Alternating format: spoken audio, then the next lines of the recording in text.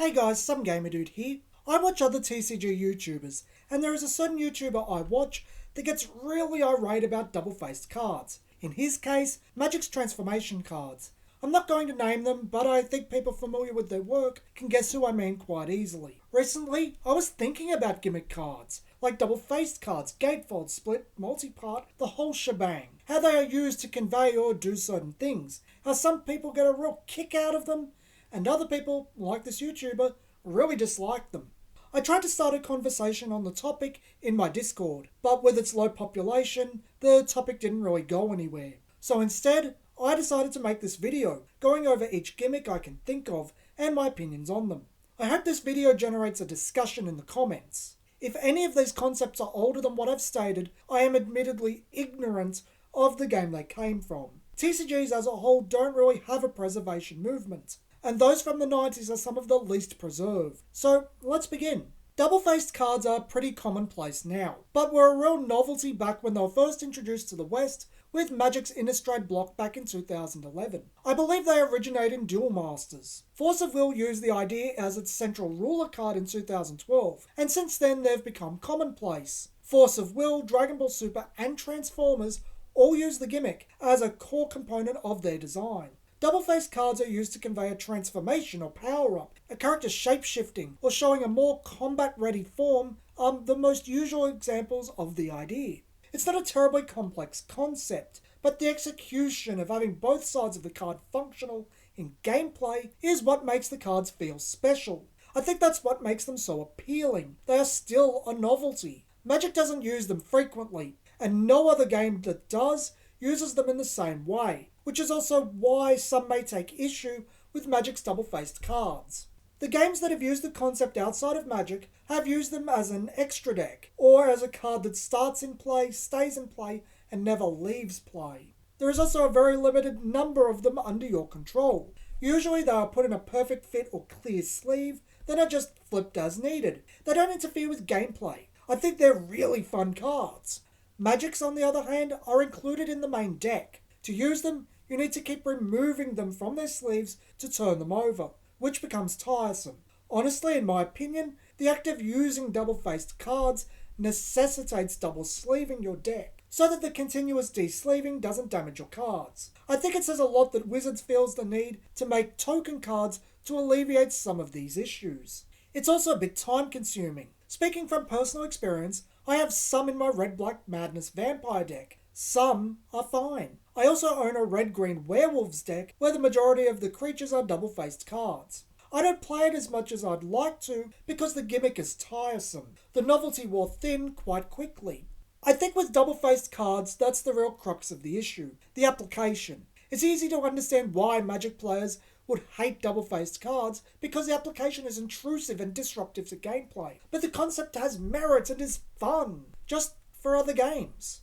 Flip cards are something of a dead gimmick, and I only mention it here because Wizards of the Coast consider them to be a precursor to double-faced cards and a failed experiment. Flip cards were introduced to Magic back in 2004 with the Kamigawa block, and serve the same function as double-faced cards. They reflect a creature changing form, but in their case, the card turns upside down.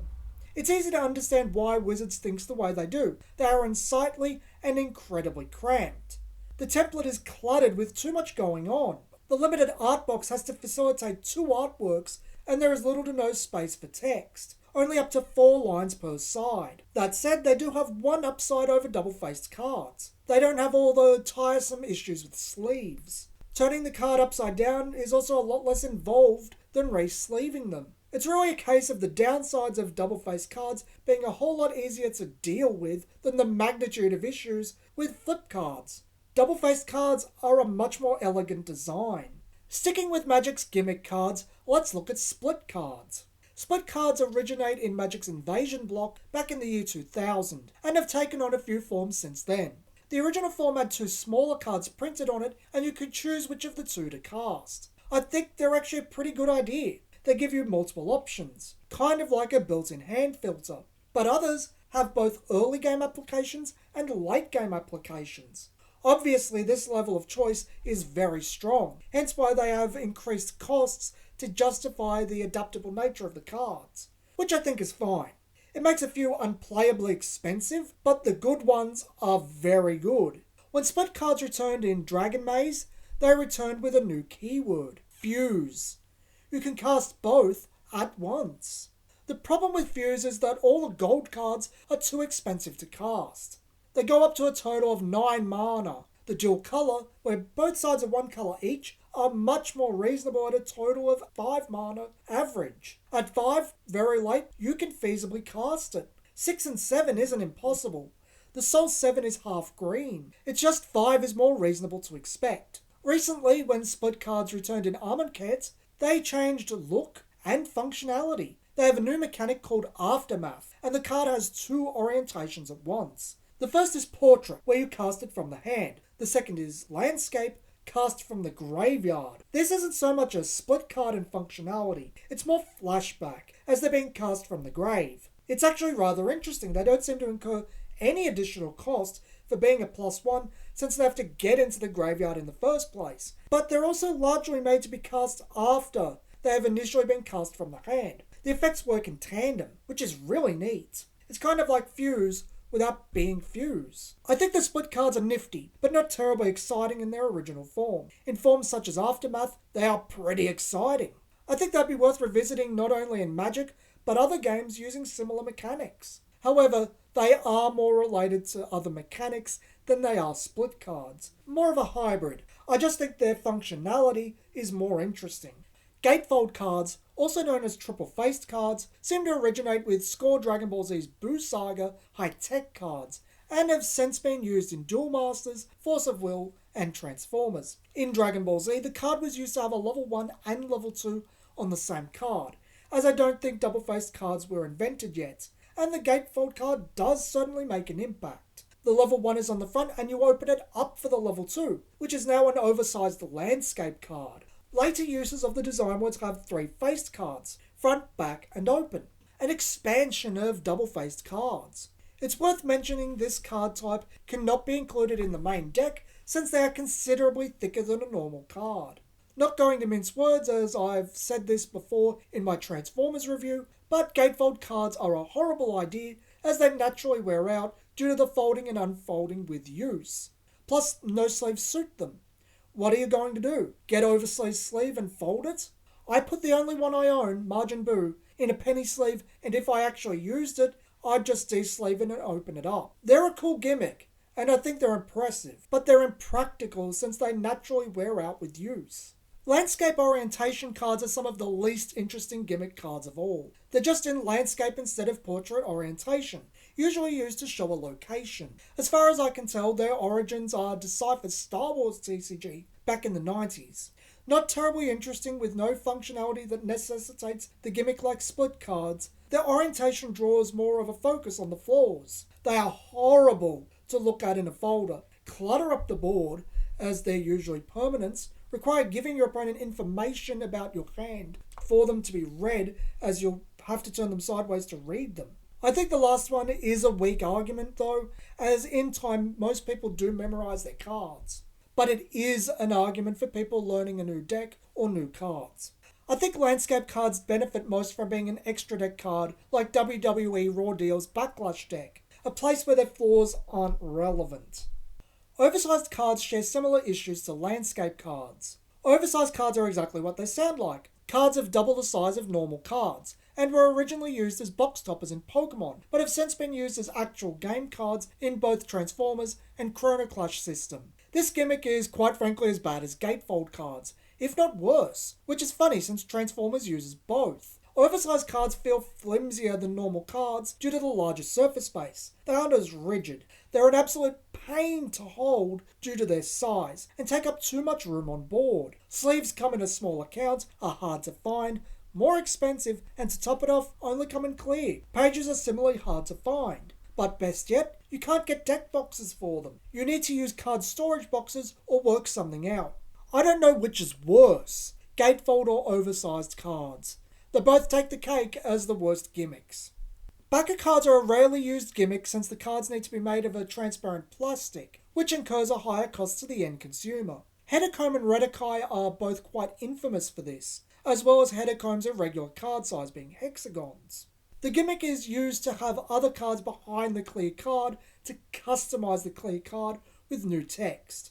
I think it's a great gimmick since I love customization. Unfortunately, in the main deck, they carry all the same issues as double-faced cards. You need to de-sleeve them to use them. One of the oldest uses, Dragon Ball GT's high-tech cards, were the best application of them, wherein it is a main personality card in a starter deck that was both absorbed into the cost, and since it was an avatar card, never interfered with the main deck. It could be put into a penny sleeve with the card used to back it. Overlay cards are something of a derivative of backer cards, in that they are used to customize other cards, but are made of standard material and therefore don't have any issues related to clear cards. Overlay cards are placed on top of other cards to power them up, similar to the evolution mechanic, but keep the text from the cards underneath revealed to use that text. The oldest use I can think of them is Pokemon Break, but they are making a comeback now with Magic's Mutate mechanic and Bandai's Digimon card game. While not as flashy as the backer card, I think it's a lot more practical. I like backer cards. I like customization and modular cards. I think they're fun and add a lot more personality, not only to the game, but how one can craft their own cards. I just think unless you do what Dragon Ball GT did, it's better to use overlay cards instead. Finally, we have Multipart Cards, cards that are part of a larger whole. This has its origins in Magic's Big Furry Monster from the Unglued set back in 1998, though I think conceptually it may have its origins in banding from Magic's original Alpha set, but has since been used seriously in Duel Masters, Pokemon, and Cardfight Vanguard. In most of its forms, it represents multiple creatures coming together, though a couple of Pokemon were one monster split between two cards. However, the applications between games have been fairly different. Pokemon wasn't the first, but highlights the issues with the concept.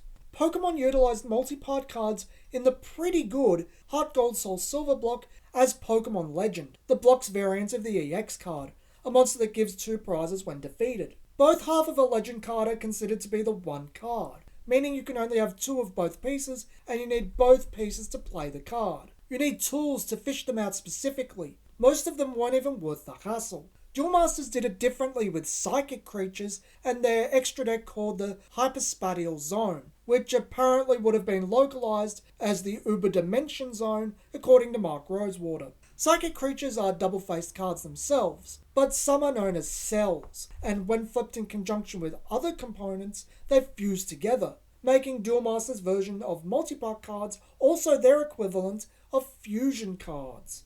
I think it's cool and flashy, but a hell of a lot of hassle and concept. Probably a lot simpler in application as something this awkward would require support.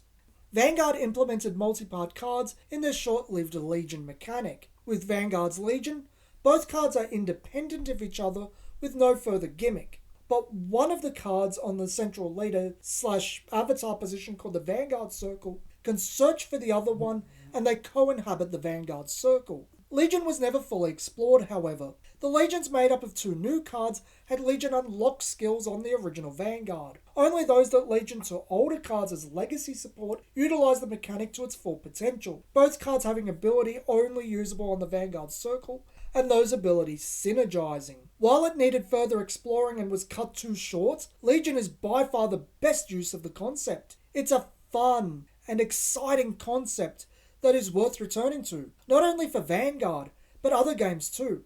That's all the gimmicky cards I can think of. If you know of any more I missed, please let me know. I'll take the time to look at them and get back to you. But more importantly, I'd like to know what you guys think of each of these gimmicky cards. Maybe different things resonate with you, or you just have a different perspective. I'd love to hear your opinions. This has been Some Gamer Dude, and thanks for watching.